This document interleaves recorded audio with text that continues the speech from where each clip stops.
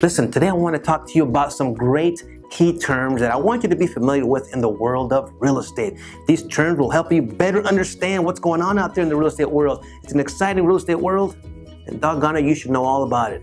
Now, the first term I want to talk to you about, of course, is very simple: a buyer's agent versus a listing agent. Is there a difference? Absolutely. But I don't want you to think too hard on this one because it's rather simple. A buyer's agent, of course, represents who? That's right, a buyer. A listing agent represents who? Let's think about this. A listing agent represents the seller. Now, there's a major difference there. Now, what if you represent both in the same transaction? And can you represent both in the same transaction? Can you represent the buyer and the seller on the same deal? You sure can. And that's called dual agency. You got that? Buyer's agent represents the buyer, listing agent represents the seller, and dual agent represents who? Both on the same deal. Good. Now, the next the term I want you to understand, of course, is a pre-approval letter. Now, a pre-approval letter is completely different than a pre-qualified letter. In fact, it is substantially different. Pre-approval letter. Ready? Here it goes. Buyer sitting here with the lender. Lender says, "Hey, how you doing, Mr. Buyer? Would you like to borrow some money?" Buyer says, "Of course I'd like to borrow some money." The lender then says, "Well, I'd like for you to fill out this application. I'd like to verify your income. I'd like to verify your assets. I'd like to verify how long you've been at your employment. I'd like to verify everything. I'd like to verify your FICO score. I want to verify everything there is to know about you, Mr. Buyer." Keyword here is verify. We want to verify everything there is to know about you, Mr. Buyer. Bring proof that you made $1 million last year. Bring proof that you've been at your job for 2 years. Bring proof, bring proof, bring proof. That's called verification. That's good. Pre-qualified has none of that. Pre-qualified is completely verbal. Lender asks the buyer, "Hey, buyer, how much did you make last year?" And the buyer says, "I made $1 million." But he has yet to prove it. Lender asks the buyer, "How long have you been at your job?" "Well, I've been at my job 5 years." But he has yet to prove it. So there's a huge difference there. Which one has more weight? Which one has more power? Which one has more validity? Of course, the pre-approval letter, because the pre-approval letter, key term here, has been verified. All aspects have been verified.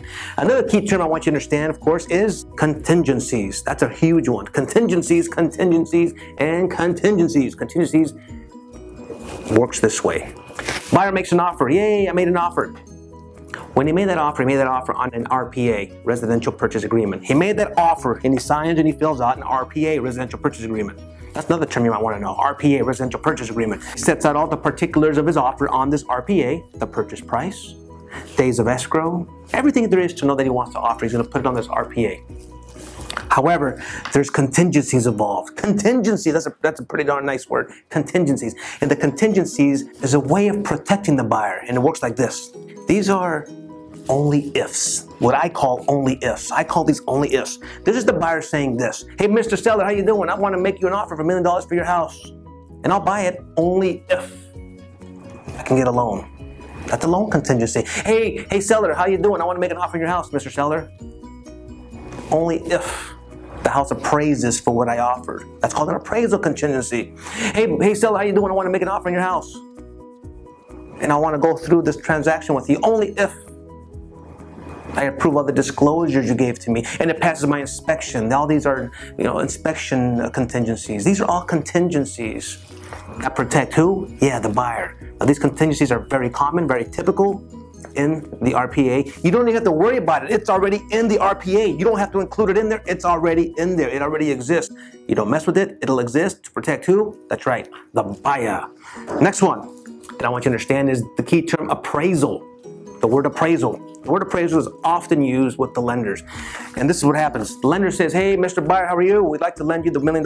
You are pre-approved." Remember that term? You are pre-approved for $1 million. Go find yourself a house for $1 million. Buyer says, "Hey, realtor, show me some houses for $1 million." Realtor does his job and finds him a house for $1 million, and they make an offer on the RPA. Remember that? They make an offer on the Residential Purchase Agreement, make the offer, which has contingencies. Remember that one? Has contingencies. They make the offer, and the seller accepts it for $1 million. The lender who was going to provide this $1 million to buy this house is slightly concerned. They want to make sure and they want to verify that this house has got value of at least $1 million. So what does the lender do? They send out an appraiser. And the appraiser visits this house and runs his comparable research to make sure that this house is worth $1 million. He goes in the house, makes sure the house has no major conditions that is wrong with the house. If the appraisal comes in at value, then the transaction continues onward until it closes. Appraisal, bringing value to a home as to what the offer was. Now listen, these are just a few of the terms that you're going to see often in a real estate career. You'll see these daily. You'll see these on offers. You'll see these on listing agreements. You'll see these on RPAs, residential purchase. You'll see this on everything. But it's always great to know this stuff. Always educate yourself when it comes to terminology because you're always going to use it on a daily basis. Thank you so much for coming to our video blog. If you have any questions or concerns, do us a favor, huh? Better yet, do yourself a favor. Leave a comment down below or a question. And don't forget to subscribe to our channel.